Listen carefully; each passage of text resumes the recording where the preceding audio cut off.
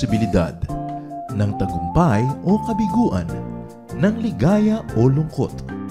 Kaya marapat lamang na tanggapin si Jesus bilang tagapagligtas at Panginoon. At matapos yun ay panariwain ang katapatan at paglapit sa Kanya bawat araw o day by day. Ang day by day ay naglalayong umalalay sa pang-araw-araw na pamumuhay. Narito po si Kuya Ed Lapis sa mensaheng pinamagatang Feelings.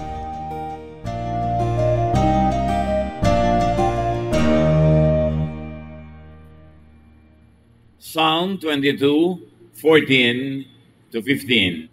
I have no more strength than a few drops of water. All my bones are out of joint. My heart is like melted wax. My strength has dried up like a broken clay pot. Isang pahayag ng nawawalan ng lakas, nangihina, at iginugupo ng kanyang mga nararamdaman. Lack of strength, weakness, illness, and feelings. Ano ang kinakalaman ng ating nararamdaman, ng ating feelings sa ating kalusugan? Dear God, we thank you for health. We thank you for good health and we celebrate life. Salamat, Panginoon, sa patuloy na pagpapahiram niyo sa amin ng buhay at pagdadagdag pa ng lakas. Sa sandaling ito, pakalinisin niyo po kami at turuan, akayin. Bigyan niyo kami, Panginoon, ng mga leksyon na babaunin namin sa buong buhay para hindi lamang kami mag-exist, but we will prevail and be victorious and we will have your happiness and joy. Be our speaker. Teach us. Lead us in the name of your Son, Jesus. Feelings affect health. Yan ay suspetsya ng marami at napatunayan maging ng siyensya, maging ng medisina. Pag nanghihina ang loob, humihina ang katawan, at pag mahina ang loob, mapakahirap gumaling kung may karamdaman. Negative feelings lower or weaken the immune system. It's a scientific fact. Ito ay matagal nang napag-eksperimento at napatunayan ng nasa medisina, nasa mga pagpapagaling at paggamot ng mga may sakit. Yung mga taong malulungkutin, matagal tabla ng gamot. Matagal gumaling o ayaw gumaling. Pero yung mga taong masigla, masaya, may pag-asa, nakangiti, may kasiyahan sa kanilang puso, madaling tablan ng anumang ginagawang panggagamot, pagpapalakas sa kanila. Marami ng ganito mga eksperimento at ito ay isa ng tinatanggap na katotohanan sa siyensya. Proverbs 14:30, peace of mind makes the body healthy, but jealousy is like cancer. Pagtahimik, payapa ang loob, lumulusog ang katawan, pero yun daw ikaw ay magselos para ka may cancer. At hindi lang selos, lahat ng negative emotions, tulad ng fear or worry, anger, envy, dislike of people or a circumstance, unhappiness, sadness, at lalong-lalo na yung matinding depression. Pagka nagkasakit yung isip, yung puso, sumusunod yung katawan. Pero ang kailangan nating magapi, malupig, negative feelings. Dahil napipili naman kung anong damdamin at nararamdaman ang patatagalin mo sa iyong puso. Pamisa-misan, pabigla-bigla, pabugso-bugso, tayo ay natutuksong magkaroon ng negative feeling, pero nasa iyo na yon para patagalin pa o itaboy na agad-agad. Proverbs 18:14, being cheerful helps when you are sick, but nothing helps when you give up. Kaya napatunayan din na yung mga taong may matindi, matatag, malakas na religious belief, mas madaling gumaling. Mas madaling tablan ng pagpapagamot at ng mga ginagawa ng mga manggagamot dahil may connection talaga ang ating emosyon sa ating kalusugan, mind over matter talaga. Kaya ngayong sobra pang manalig, napapaghihimalaan pa. Nabibreak yung law of science and law of nature sa napakatinding pananalig, napaka-positive feeling, great faith can move mountains. Pero pag nawawalan ka ng pag-asa, nawawalan ka ng lakas ng loob at sigla, bumibigay ka, pinapayagan mong humina ang iyong loob, mahati ang iyong loob, mas dumadali na ikaw ay magapi ng karamdaman. So, ang positive emotion, nagpapalakas ng immune system. Meanwhile, a weakened immune system weakens defense against illness and makes medication and other protocols less effective. Kaya mahirap gamutin ang pasyenteng kontrabida. Pasyenteng ayaw maniwala sa kanyang sariling doktor, ayaw sumunod sa mga itinuturo, hindi naniniwala sa paggagamot sa kanya, kahit tumirahin sa ospital maghapot, magdamag, ilang taon, hindi siya gagaling.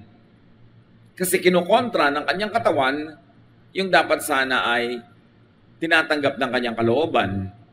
Kasi pag kinontra ng kalooban, kinukontra na rin ng katawan. Meron ako isang kilala, nagkaroon siya ng sobrang pagdudugo. Babae ito, na may anak na, may edad na ng konti. Pero dahil sa kanyang religious belief, ayaw niya ng blood transfusion. Pero kailangan siya bigyan ng blood transfusion. Sa katunayan, wala na siyang malay, nawala na ng malay. Pero bago wala ng malay, sinabi niya, ayaw kong magpa-blood transfusion o magpasalin ng dugo. Pero nung nawala na siya ng malay, nagpasya na ang kanyang biyanan na siya ay pasalin na ng dugo para mabuhay. Pero kahit wala na siyang malay, ayaw pumasok ng dugong isinasalin sa kanyang ugat. Ganon kalakas sa kanyang isip. Napigil ng kanyang isip yung physical flow of blood into her veins. Well, needless to say, she died. Pero kasi nagpasya siya na ayaw niya. Malakas ang ating pag-iisip. Kaya pag ikaw nagpasyang, gagaling ako, at tinulungan mo ang sarili mong gumaling, napakalaki ng pag-asa na ikay gagaling nga. Pero yung hindi na ako gagaling, mahina na ako, wala na akong pag-asa, kahit malakas ang katawan mo, hihina. Talagang may kinalaman ang ating emosyon sa ating kalusugan. You are the captain of your soul. Feelings could be controlled, regulated. Feelings could be directed and even engineered. Pwede mong bigyan ng hugis ang iyong nararamdaman. Pwede mong patayin agad ang negative feeling, buhayin ang positive feeling, at pwede mo ring patayin ang positive feeling at ang buhayin mo negative kung anong gugustuhin mo. Dahil tayo, nilikha sa wangis ng Diyos, may kapangyarihan ang ating espiritu, may kapangyarihan ang ating isip na may malaking magawa. Ecclesiastes 7:9, keep your temper under control. It is foolish to harbor a grudge. It is foolish to harbor any negative feeling beyond just grudge. Sabi niya, malaking kahangalan na magtanim ng sama ng loob. Diri mo, nagtanim ka ng sama ng loob. Saan ka nagtanim? Sa puso mo. Saan mo itinanim yung sama ng loob? Sa loob mo. So, nasan yung sama? Nasa loob mo. Dala-dala mo kahit saan. So, it is foolish. May nagawa sa iyo mali ang isang tao, nagtanim ka ng sama ng loob, siya natutulog na mahimbing, ikaw hindi. Wala siyang kamalay-malay na negative pala yung feeling mo, ikaw walang ganang kumain, tumataas ang presyon ng iyong dugo, nasisira ang iyong kalusugan, kasi nagtanim ka ng sama ng loob. Mabuti sana kung sa kanya mo itatanim yun, pero hindi. Hindi naman sama ng labas yung itatanim mo, sama ng loob. Kaya yung matatampuhin, lagi na lang may hinanakit, laging may reklamo, laging may galit, laging mayroong unhappiness, hinuhukay nyo ang sarili nyong libingan. Sinisira nyo ang inyong sariling katawan. Pinadidilim nyo ang inyong sariling mundo. Pinapapangit nyo ang inyong sariling buhay. Kaya sabi, keep your temper under control. Keep your negative feelings under control. Ibig sabihin lang doon, kaya mong kontrolin kasi hindi naman sasabihin ng Bible kung hindi mo kayang gawin . Yung nagagalit, alam nyo to, kayang-kaya nyong lalo pang galitin ang sarili nyo.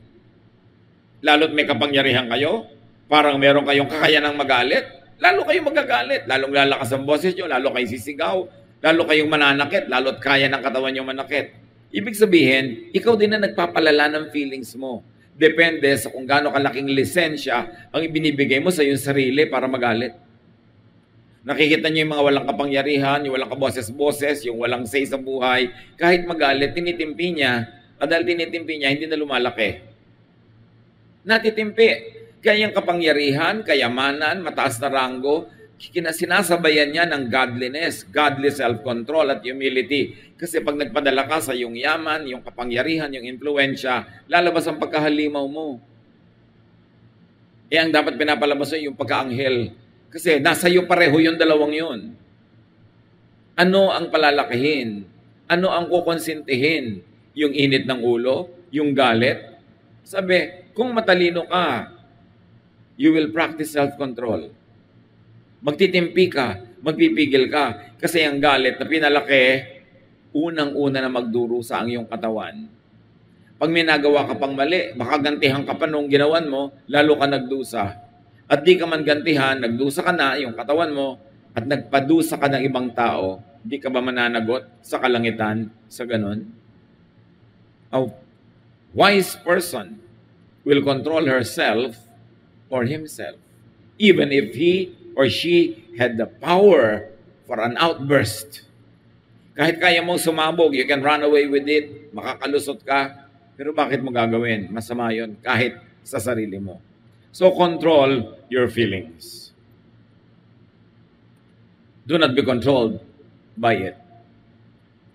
Pwede mong ipahayag, gusto mong sumigaw ka sandali sa dingding, kaharap ka ng dingding, kaharap mo, sarili mo lang, para mailabas mo lang, pero huwag nang ilabas sa kapwa mo na maaring gumante o maaring masaktan. Lalala lang ang sitwasyon. Improve your feelings from negative to positive. From doubt to faith. From anger to peace. From hatred to love. From fear to faith. Palaga na na-engineer natin ating feelings. Kaya natin yun kasi tao tayo, hindi tayo hayop. Kaya natin yun kasi binigyan tayo ng Diyos ng wangis niya. Meron tayong kapangyarihan. Do not let bad feelings grow worse or become worst. Negative na yung feelings mo, gawin mo positive. Meron kang ganong kakayanan. And always strive to be happy or happier. Yung pagsaya, desisyon. Pag decided kang sumaya, pasayahin ang sarili mo at pasayahin ang kapwa, magagawa mo yun. Pero pag decided kang hindi ka sasaya, kahit anong gawin ng mundo, hindi ka talaga sasaya. Merong mga tao, pupunta pa lang sa isang social event, sa isang party, decided na silang hindi sila mag-enjoy, hindi sila sasaya. Lahat ng ialok mo, tatanggihan, lahat ng ngiti, sisimangutan, at hindi kikibo. Kasi decided silang hindi sumaya. Merong mga mag-asawa ko minsan decided na hindi sumaya at gawing miserable ang buhay nila mag-asawa. Kitang-kita mo sa behavior. Kaya lagi mag-aaway. Naghahanap lang ng excuse para mang-away. May mga taong decided silang hindi sila sasaya. Pero bakit? When you can decide to be happy. Purpose to be happy. Yung sasabihin mo sa sarili mo, hahanap ako ng ikasisiya at i-enjoyin ko. Hindi ba ang sabi? Ask and it will be given you. Seek and you will find. Knock and the door will be open to you. So ask, seek, and knock for loneliness, you will find loneliness because whatever you ask will be given to you. But when you ask, seek, and knock for happiness, you will receive it because those who seek will find. Those who ask will receive, and to those who knock, the door will be opened. The choice is yours. Happiness makes you smile. Sorrow can crush you. yang lungkot, nakakadurog ng puso, nakakadurog ng buto, nakakadurog ng laman. Ang kalungkutan ay maituturing na isang uri ng sakit. Dapat gamutin, dapat itaboy, at dapat huwag manghawa. At dapat huwag kang magpahawa sa lungkot ng iba. Ipinagtatanggol natin yung saya kasi napakadali nung pasukin ng lungkot. At kasunod nun, pati ang iyong kalusugan ay magdurusa. Help others improve their feelings. Pag ang mga tao sa iyong paligid ay napasaya mo, edi naliligid ka ng kasiyahan, imbes kalungkutan, makikinabang ka rin. Create a positive environment, especially in your home. May mga bahay na parang impyerno, awayan ng awayan, gulo ng gulo, wala nang ginawa kundi maghanapan ng kasiraan, magbangayan. Dapat gawin mo ang magagawa mo para improvein yung climate doon. Ikaw ang maging agent of peace where there is war, agent of love where there is hatred, agent of understanding where there is trouble and misunderstanding. Then, pagka tinabla ng ginagawa mo yung iba, magiging agent of positive feelings din sila, hanggang lahat ang ino-contribute sa inyong home, positive. Pero ang ikino-contribute nyo, negative. Would you like to live in a home like that? Madalas naman, wala kang choice, doon ka rin titira. Create a peaceful, positive, emotional environment in your workplace. Kaya yung mga mahilig mag-chismis, manira, manggulo, mga agent yan ng kadiliman. Pinapapangit nila yung magandang environment, pinapalungkot nila ang kapwa, at ang sarili nila sinisira din nila. It is important to help others improve their feelings. Create that kind of positive environment and do not needlessly hurt people and yourself. Huwag saktan ang sarili. At huwag ding saktan ang iba. Because sometimes it is needless, but it has become a habit to hurt others. Yung pang-iinsulto ng physical attributes, yung mga biro na naglalait, lalo't hindi naman kayo matalik na magkaibigan, nasasaktan lang pala siya, iwasan natin sa buhay natin yan. Proverbs 15:18, losing your temper causes a lot of trouble, but staying calm settles arguments. So pagka merong dapat pagtalunan, may pinagkakaibahan ng opinyon, ang unahin ay manahimik. Pababain ang emotions. Alisin ang mga galit. Palamigin ng ulo. At kung malamig na, tsaka nila mag-usap para ayusin ang dapat ayusin. Pero walang naayos sa mga taong nag-uusap habang mainit ang ulo. Lumalala lang. Mas lumalaki ang damage at pare-pareho lang na nasasaktan at nagdurusa. And very especially, do not take revenge. Pag may nagawang mali, huwag mong gawa ng mali rin kasi pareho na kayong mali. Kanina mali siya, tama ka, pero mamaya pareho na lang kayong mali. At hindi na matitigil ang gawaan ng mali. Sabi nga ng iba, looking good is the best revenge. Meron kayong gustong paghigantihan, magpaganda kayo. Yung ang ganda-ganda mo, habang miserable siya, yun na yung ganti mo. Kung pinaganda mo pa siya, natuwa siya sa'yo, di lalong mabuti. Kasi kung meron namang hindi maganda, nakikita mo lagi, hindi magdurusa ka rin. Kaya dapat pinapaganda natin ang kapwa, pinapaganda ang environment, para tayo nakikinabang. Ang tao lumulusog, pag naliligid siya ng magagandang bagay. Ang tenga niya nakakarinig ng musika, magagandang salita, imbes ingay, bangayan, sigawan at murahan, nakakabigay yun ng sakit. Ang mata ng tao dapat nakakita ng ganda, hindi ng kapangitan. Ang ilong niya nakakaamoy ng bango, hindi ng baho.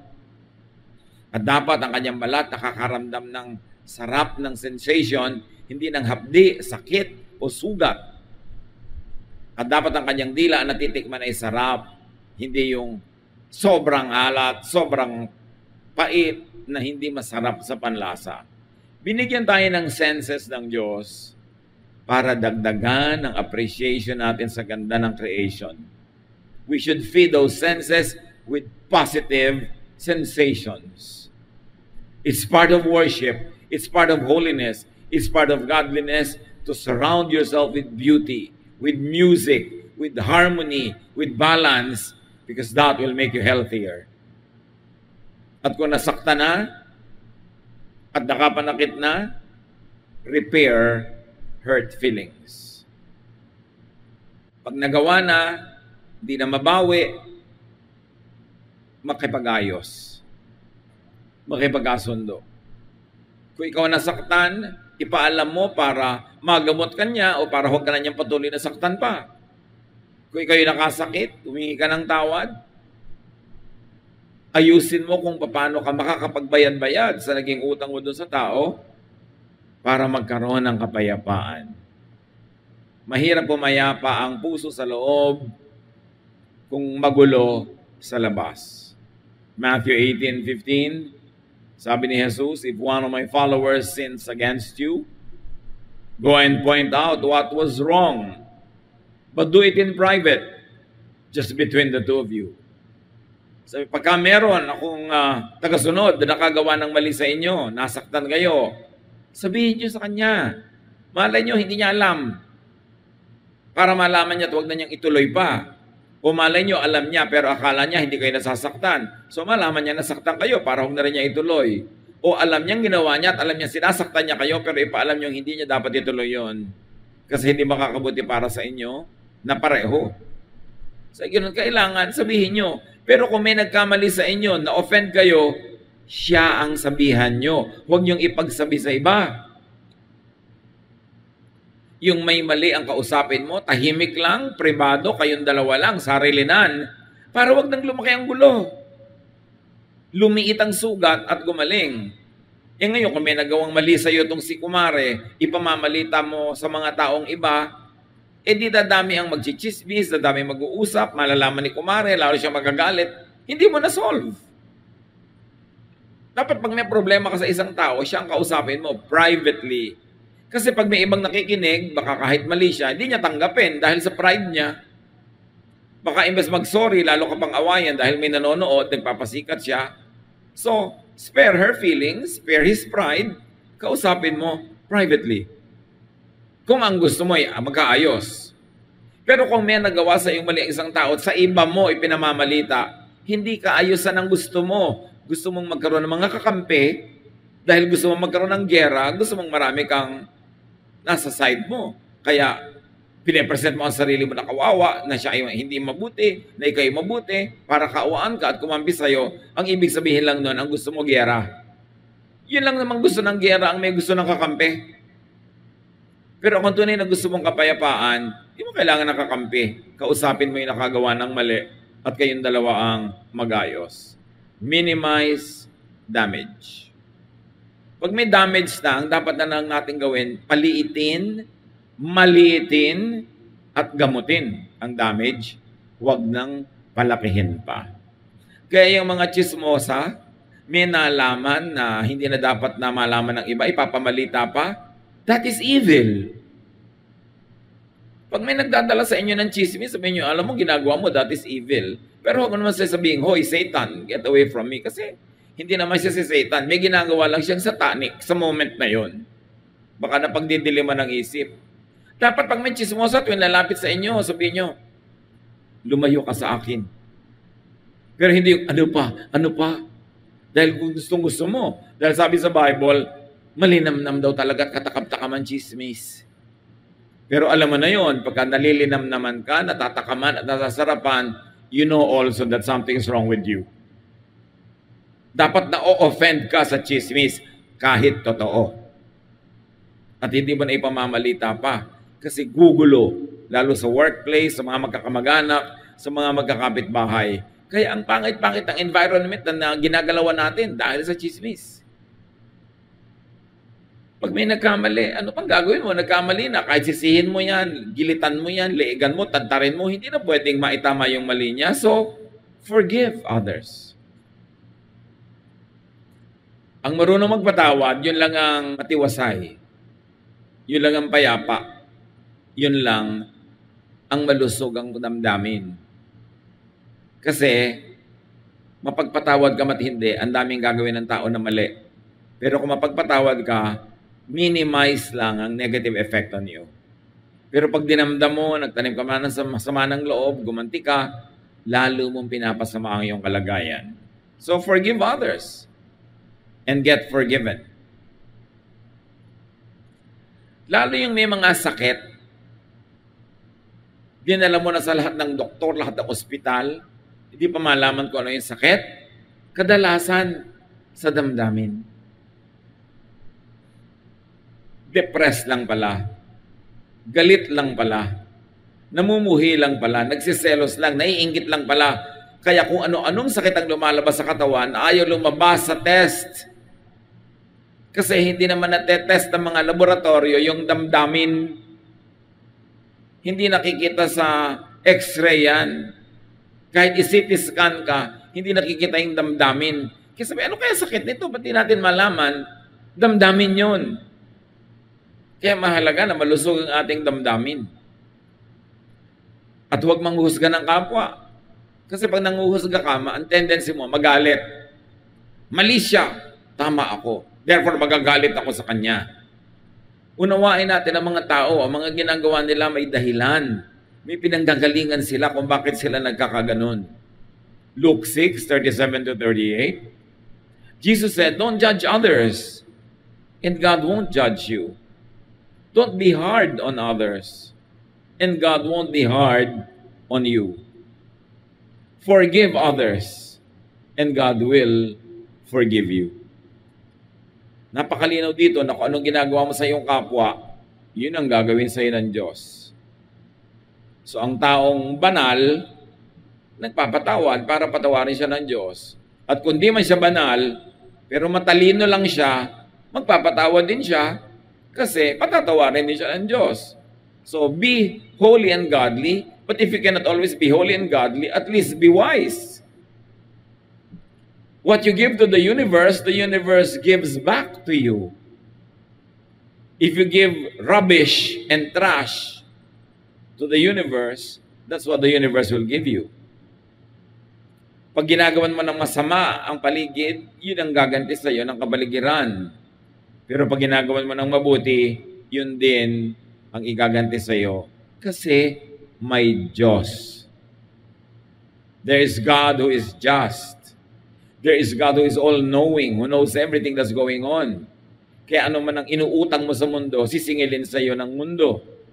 Ano man ang ibinibigay mo sa mundo, susuklian ka ng mundo. If you give to others, you will be given a full amount in return. It will be packed down, shaken together, and spilling over into your lap. The way you treat others is the way you will be treated. Kung paano mo itrato ang iba, ganon ka itatrato ng kalangitan. Kaya ganoon din sa pagbibigay. Sabi ko, magbibigay ka rin lang, damihan mo na, siksik, liglig, umaapaw. Kasi yung ibinibigay mo, yun din ang ibabalik sa'yo. So dapat godly ka, kaya ka mapagbigay. At kung hindi ka man godly, matalino ka man lang. Kasi yung itinatanim, inaani. When you give to the universe gives back to you in greater amounts. So feel good towards your health, your wellness, and your healing. Gano'n sa ating karami ang mga laging may nararamdamang sakit ng ulo, sakit ng likod, sakit ng dibdib, na hindi na maipaliwanag ng siyensya at medisina. Baka naman negative feelings lang yan. Gano'n sa atin na hindi mapagkatulog. Yung iba naman, ayaw nang gumising pag nakatulog. Kabaligtaran. May emotional problem din yun. Lahat ng hindi balanced, hindi correct, meron yan emotional and spiritual equivalent. Dapat balance tayo. Panginoon, siyasatin niyo po kami. Sa bawat isang narito, kayong nakakaalam ng kalusugan. Kayong nakakaalam ng emosyon. Kayong nakakaalam ng laman ng aming puso, kung ito may pasalamat o reklamo, ito ba ay pagmamahal o pagkamuhi, ito ba ay galit, ito ba ay kapayapaan o kaguluhan, you know what's in our hearts. Ang dalangin namin sa sandaling ito, Panginoon, patawarin mo kami kung sinisira namin aming sariling puso at katawan at kalusugan dahil sa negative emotion na iniimbento namin o pinapayagang dumapo at magtagal sa aming puso. Sa sandaling ito, mga kapatid, sa presensya ng Diyos na narito ngayon sa ating kalagitnaan, ilapit natin ang ating emosyon. Sino man ang magagalitin, tampuhin, madaling mainis, mahilig maghiganti, mahilig magtanim ng sama ng loob, may kinikimkim na mga galit, panibugho, inggit o selos, isuko natin lahat sa Panginoon. Hayaan natin ang pagsusuko natin ng mga bagay na ito ay maging dahilan ng paglusog ng ating katawan, ng ating isip, at pagsaya ng ating buhay. Spend some time with the Lord in silence. Pasiyasat sa Espiritong Banal kung ang puso natin ay sisidlan ng mga negative feelings. Anger and all negative feelings are like acid. They destroy its container. And the container is our heart. Dear Lord, forgive us kung nagiging pabaya kami sa pag-aalaga ng aming kalusugan dahil pinapayagan namin pamugaran kami ng negative feelings, takot, at kung ano-ano pa. Be alone with the Lord in some moments, pasiyasat, ihingi ng tawad at magpalinis sa ganitong mga negative feelings.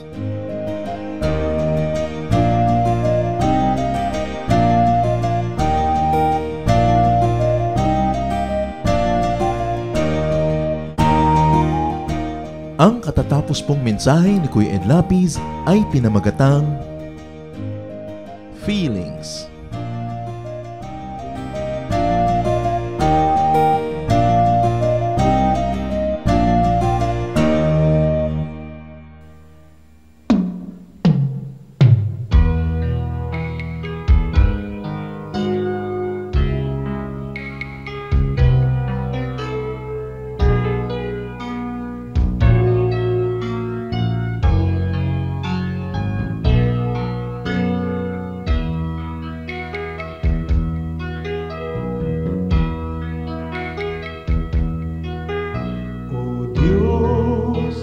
Dalangin ko'y iyong tanggapin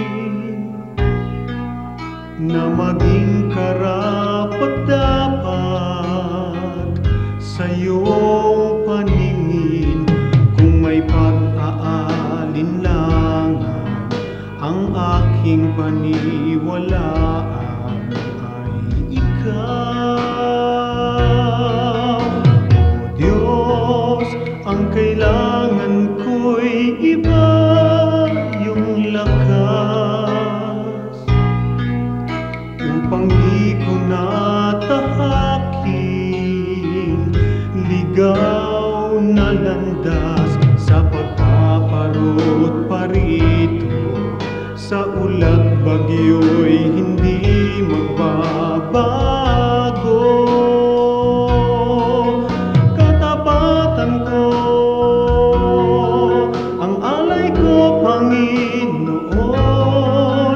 Katapatan ko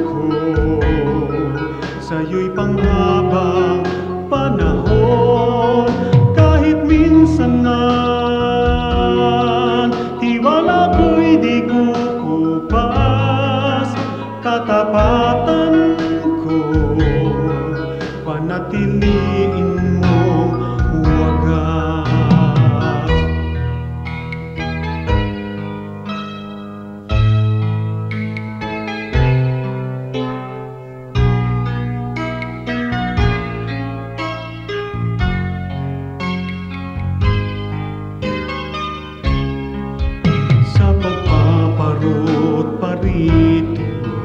Sa ulat bagyo'y hindi magbabago.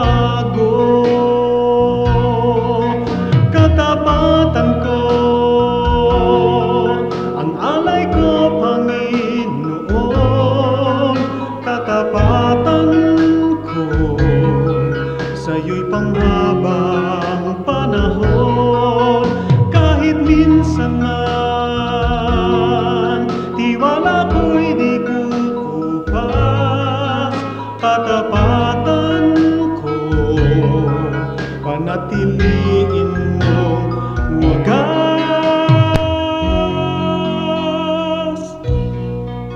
panatiliin mong wagas.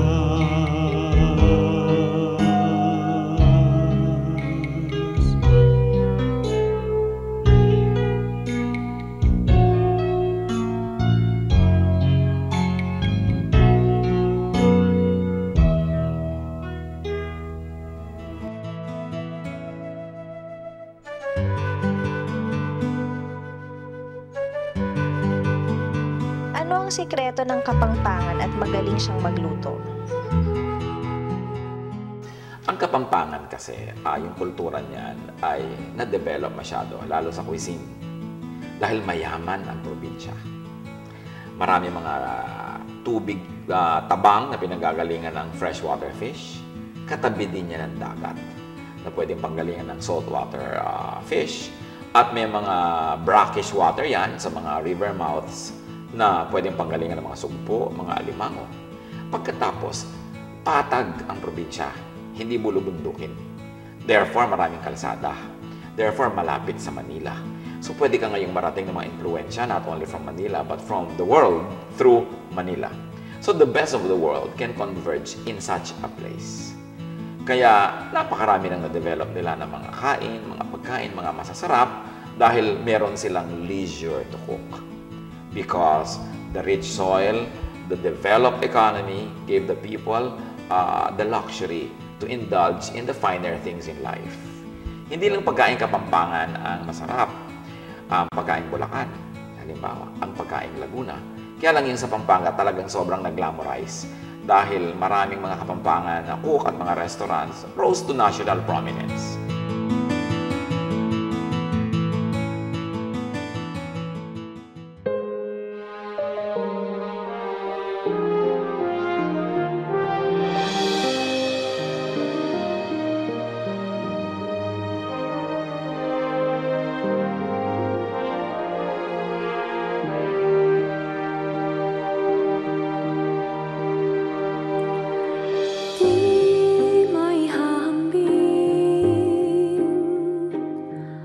Pag-ibig niyo sa akin, di may haling tulad ang wagas niyong pagtingin. Ang iyong pagmamahal sadyang walang hadlang, wala sa kalagayan at katayuan.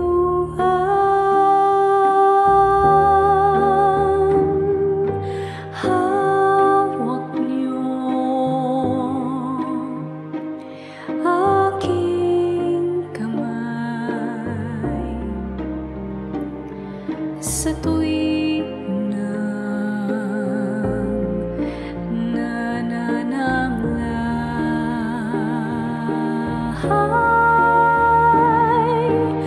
at sa tuwing magkamali,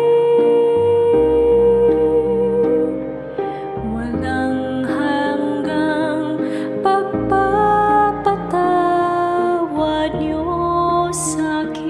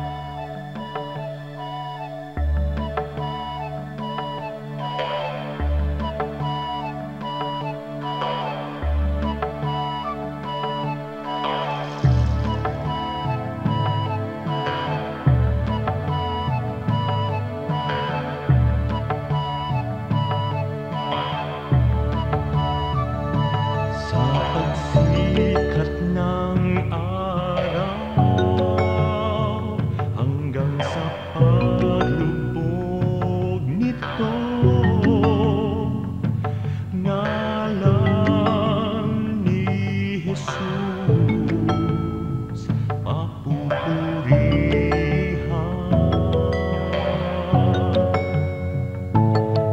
pagsikat ng araw hanggang sa paglubog nito. Ngalan ni Jesus papupurihan.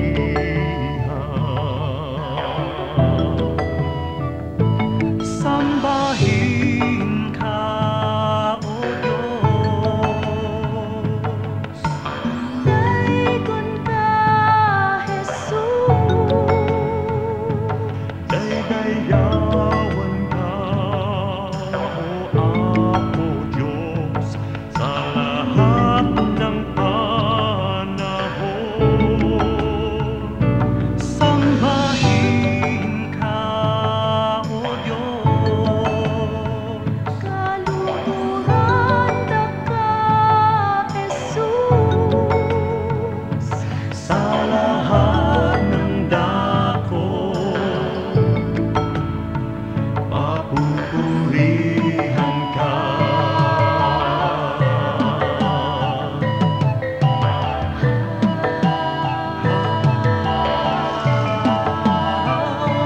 Sa pagsikat ng araw hanggang sa paglubog nito, ngalan ni Jesus papupurihan. Sa pagsikat ng araw hanggang sa paglubog nito, ngalan ni Jesus papupurihan.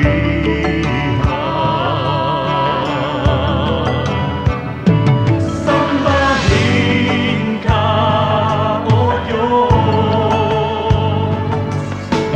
Daikon ka, Jesus. Daydayawan ka, O Apo Diyos, sa lahat ng panahon. Sambahin ka, O Diyos. Kaluhuran da ka, Jesus, sa lahat ng dako, papupurihan ka.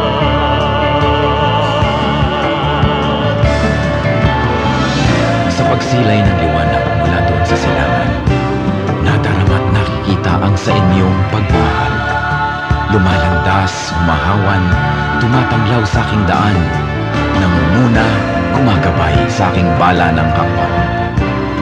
Sa pagdatal niyong gabi na malamig at mainam, akin namang nalalasap ang inyong kapayapaan. Patiningning ng bituin at liwanag niyong buwan ay banayad kaya dulot ay madlang kapahingahan. Sa gabi man o sa araw, sa dilim man o liwanag, kayo ay aking kapiling sa lahat ng kalagayan. Ako'y hindi natitiis, ako'y hindi iniiwan, kaya lubos na papuri ang sa inyo'y aking alay. Sambahin ka, O Diyos. Daikon ka, Jesus.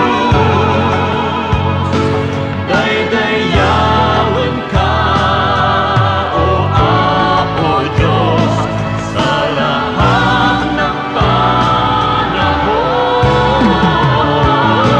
Sambahin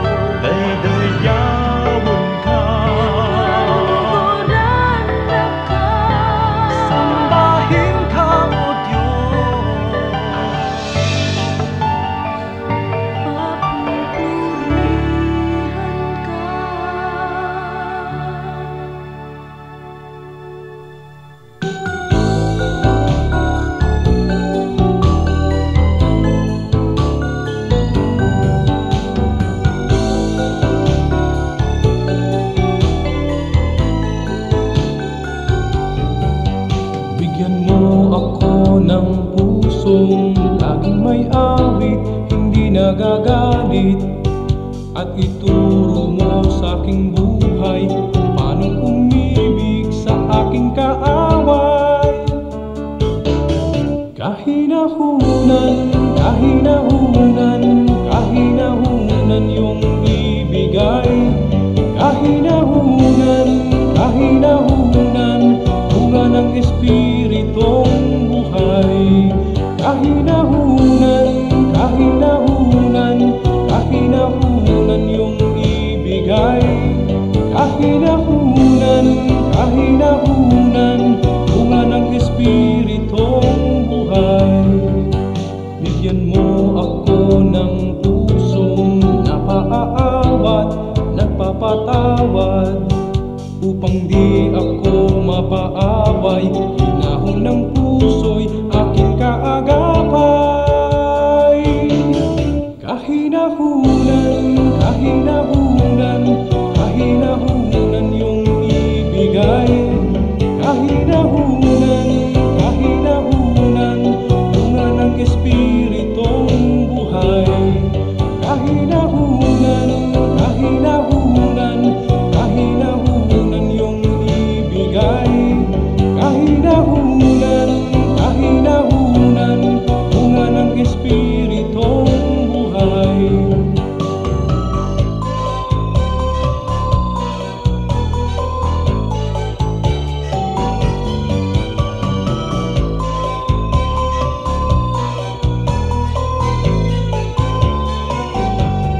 Kahinahunan, kahinahunan, kahinahunan yung ibigay. Kahinahunan, kahinahunan, bunga ng Espiritong buhay. Kahinahunan, kahinahunan, kahinahunan yung ibigay. Kahinahunan, kahinahunan, bunga ng Espiritong buhay. Kahinahunan, kahinahunan, kahinahunan yung ibigay. Kahinahunan, kahinahunan, bunga ng Espiritong buhay. Bunga ng Espiritong buhay. Bunga ng Espiritong buhay. Bunga ng Espiritong buhay.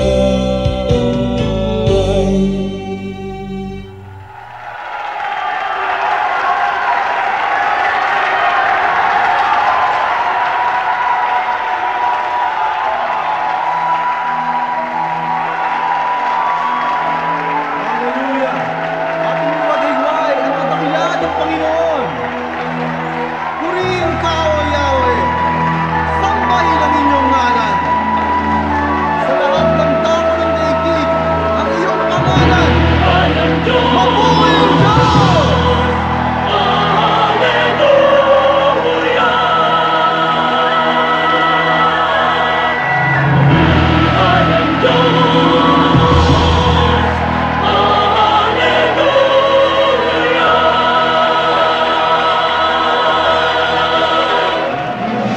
Hallelujah!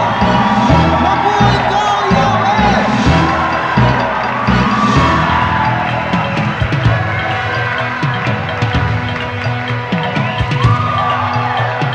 Nakalima kami sa banal niyong diwa. Pag-ibig niyo'y ipagbubunyi ng buong sigla. Ating ialay itong awit sa Diyos Ama. Ihayag ang ligayang nadarama. Isigaw sa lahat ng bansa. Hallelujah!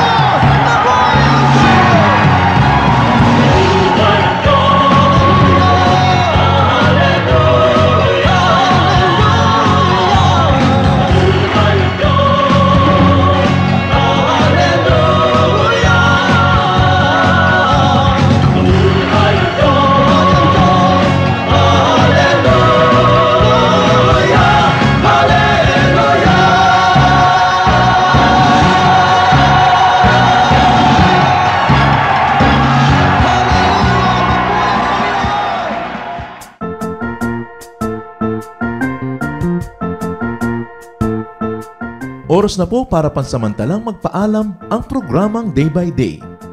Tayo po'y magsama-sama tuwing ika-6 hanggang ika-7 ng umaga, araw-araw. Magandang umaga po at mabuhay ang Panginoong Hesus!